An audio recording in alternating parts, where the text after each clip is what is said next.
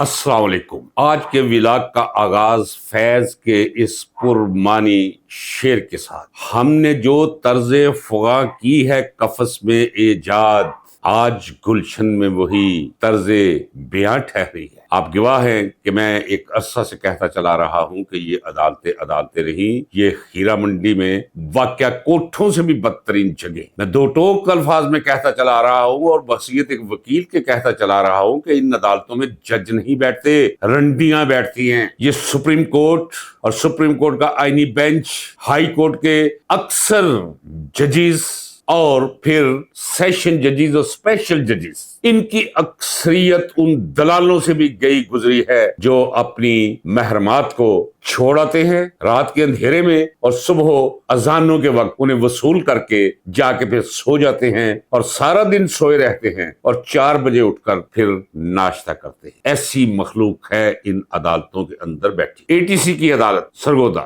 Anti terrorist court جسے کہتے ہیں، انسداد دہشت گردی کی عدالت، اس نے 3 پارلیمنٹیرینز اور ان کے ساتھ متعدد PTI کے کارکنان کو 10 سال کی سزائیں سنا دی۔ اب یہ ہے کیا مسئلہ؟ یہ سزائیں نہیں، بہت بڑا المیہ ہے، بہت بڑی بے انصافی ہے۔ ان میں سے 2 یعنی وکیل صفائی نے کہا کہ جب میں بحث کر رہا تھا تو جج نے کہا کہ جناب ان 2 کی تو آپ بات ہی نہ کریں، رانا بلال اعجاز اور احمد چٹھا کی، ان کے خلاف تو شہادت ہی کوئی نہیں ہے، یعنی وہ ڈسچارج ہو جائیں گے۔ لیکن وہ جج جس نے فیصلہ سنایا اس نے فیصلہ خود نہیں لکھا۔ ناظرین اکرام، آپ مجھ پہ یقین کر لیں، وہ میں اس لیے آپ کی سماعت کی نظر ایسی حقیقتیں کرتا ہوں جو آپ کے لیے بڑی عجیب و غریب ہوتی۔ مثلا میں آپ کو مثال دیتا ہوں، ایک دنیا گواہ ہے اور آج بھی زندہ سلامت ہے لوگ۔ جب ملٹری کوڈ نمبر 60 میں مجھے پیش کیا گیا، کولڈ لکھپت جیل میں بیڑیاں لگی ہوئی، ہاتھوں میں ہتھکڑیاں اور ایک پنجرے کے اندر بند کر کے پیش کیا گیا، تو میں نے بتایا تھا کہ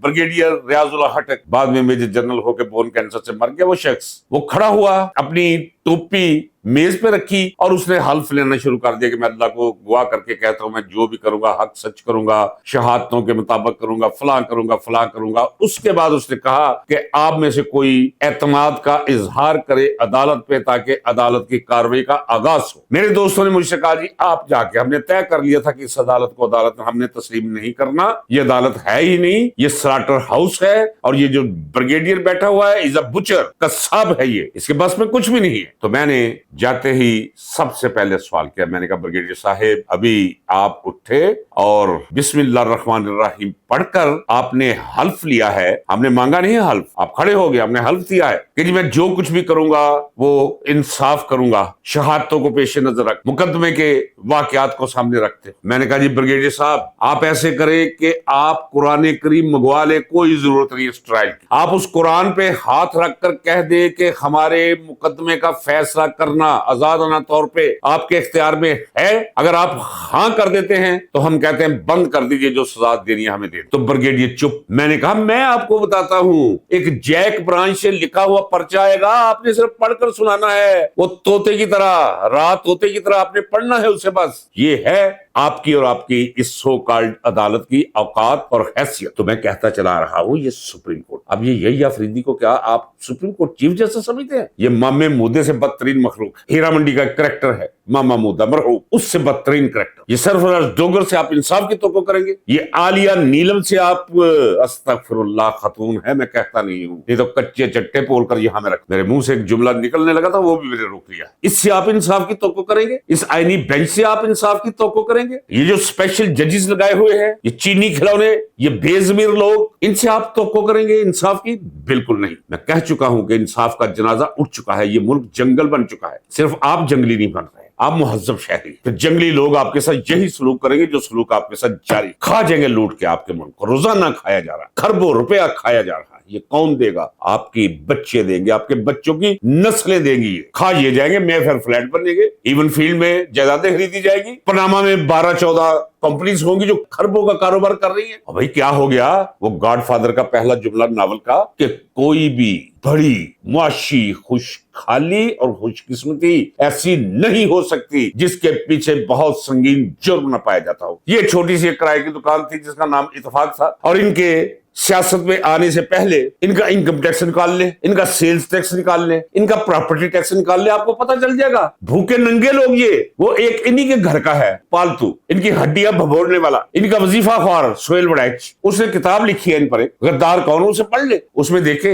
नवाज शरीफ की तस्वीरें दी हुई हैं। इन्हें ये नहीं पता होता कि यार ये तस्वीरों का मतलब जब किसी ने निकालना शुरू किया तो क्या बनेगा। एक वॉक्सी गाड़ी 1973-74 का सन, उस वक्त वो गाड़ी मैं जो कहूंगा जिम्मेदारी से कहूंगा, उस वक्त उसकी गाड़ी की मुबलक कीमत 22-23 हजार रुपया था। और ये गाड़ी इतनी पुरानी कि रंग हुई साफ पता लगता है कि किसी ने ब्रश के साथ ऊपर सुर्ख रंग किया हुआ है। वो नवाज शरीफ फिरा करता था। शादी हुई 73, देख लीजिए, वो कश्मीरी, गरीब से कश्मीरी बेचारे, कोई नान लगाने वाला, कोई कपड़े की दुकान चलाने वाला, कोई ममार, कोई मुंशी, कोई लोहार, और उनकी बीवियां और उनके बच्चे बैठे हुए, नवाज शरीफ की शादी। और किराए का पंखा लगा हुआ है, खारिज ज्यादा पंखा, एसी भी कोई नहीं। मेरे घर में तो 73 में एसी था, विंडो एसी था, वहां तो एसी भी नहीं है, पंखा लगा हुआ है। गर्मी के दिन है, तारीख निकलवा लीजिए उसकी शादी की, और गले में हार पहना हुआ है वो 6-7 रुपए वाला। गरीब गरीब बच्चे बैठे हुए हैं, जरा देखिए गद्दार कौन, उसमें नवाज शरीफ की तस्वीर है, वो जरा देखिए सारी। तो ये भूखे नंगे लोग लूट कर खा गए इस मुल्क को, और आप नाज़रीन इकराम ये सब कुछ देख रहे हैं। मैंने इस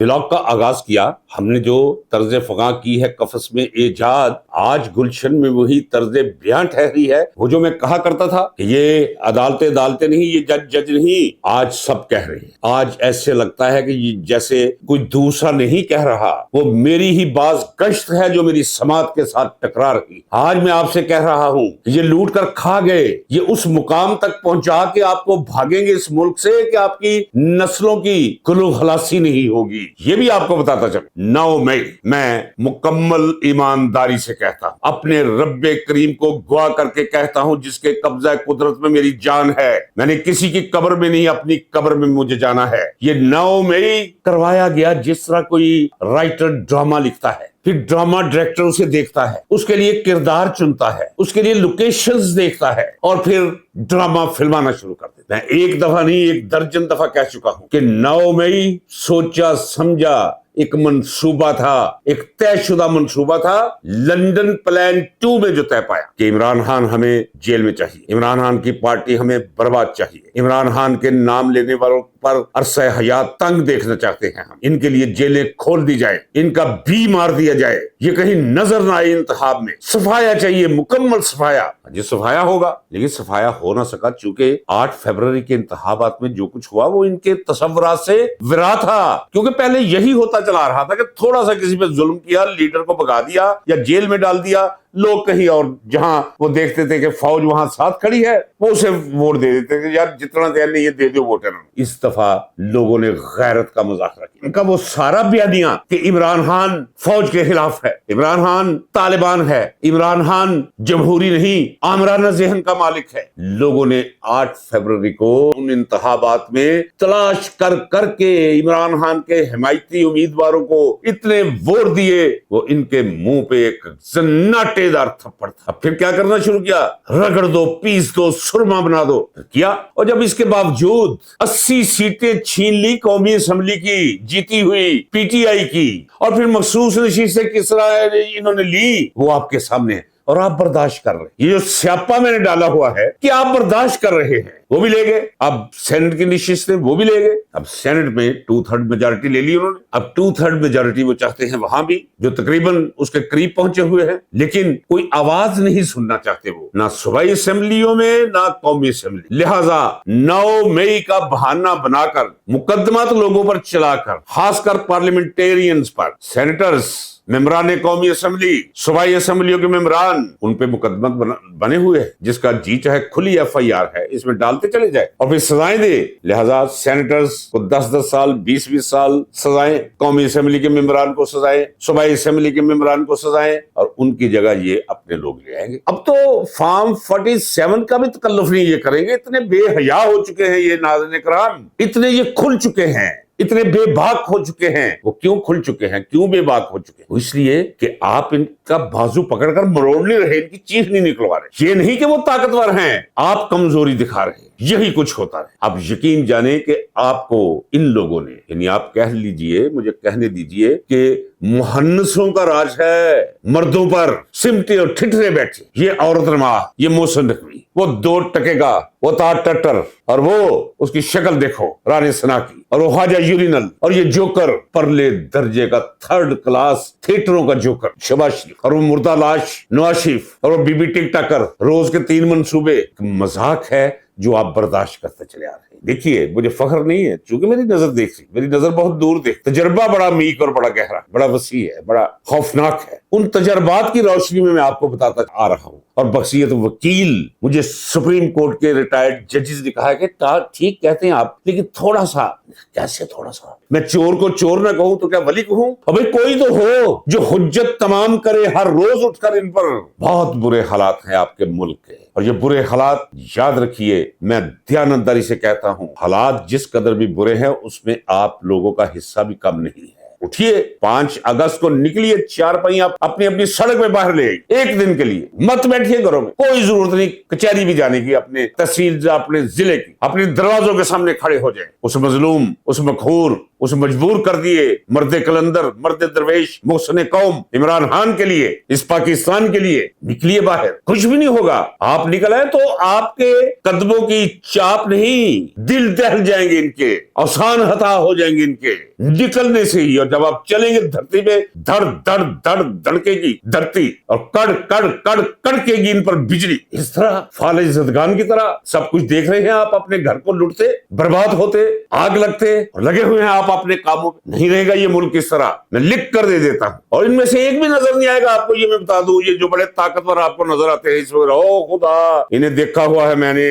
जब ये अपने इख्तिदार की कुर्सी से बाहर आते हैं तो अल्लाह माफ करे, अच्छे भले 25 करोड़, जिनमें 9 से लेकर 10 करोड़ तक नौजवान, एक ही रास्ता है, निकलिए 5 अगस्त तक उस मुकाम पे ले जाइए टेम्पो एहतजाजी तहरीक का। किसी डंडे की जरूरत नहीं, किसी सोटे की जरूरत नहीं, कहीं इस्लामाबाद जाने की जरूरत, गुजरांवाले वालों को कोई जरूरत नहीं लाहौर आने की। अपने अपने शहरों में रहे, अपने अपने मोहल्लों में रहे, लेकिन एहतजाज के लिए निकले, रौनक लगा दे। और देखिए उससे अगले दिन क्या होगा, उससे अगले दिन क्या होगा, सारी कौम बाहर निकल आएगी, और फिर इन्हें चूहों और छिपकलियों की तरह भागते हुए देखिएगा इस मुल्क से, वापिस भी लाई जाएंगे। रोजे हिसाब भी मुझे इनका रोजे हिसाब भी आता हुआ करीब दिखाई दे रहा है, मैं अल्लाह की जात को गवाह करके कहता हूँ। लेकिन ये एक वक्त है, तारीख आपको आवाज दे रही है निकलने के लिए। वो आज लगे हुए हैं, कोई वो 4-5 लोग लगे हुए थे जी, वो सुहेल बड़ैच ने एक खबर दी है जी, अपने कॉलम में कहा है। अब बाबा, और वो एक वारदाती आदमी है, 3rd रेट आदमी है, बेज़मीर आदमी है, बिकाऊ माल है, बेगानी रोटी और टुकड़ों पर पलने वाला वो शख्स है।